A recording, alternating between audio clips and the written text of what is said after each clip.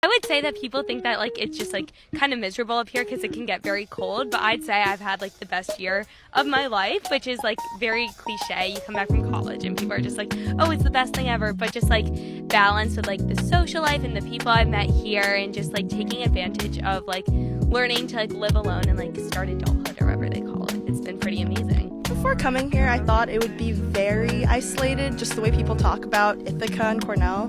Like, oh, you're in the middle of nowhere. And obviously it is like kind of a bubble, but it's not a bad thing. I actually really like how it's like a very closed and like close campus.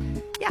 Definitely feels like a tiny community. Like you don't feel like you're like in the middle of nowhere. There's so many things to do here that you never would have expected. I had the idea that people would be just kind of assholes and pretty pretentious, and that it would be like a workaholic culture, which in many ways that exists. But I don't know, I live in a co-op of people who are like pretty amazing and challenge that.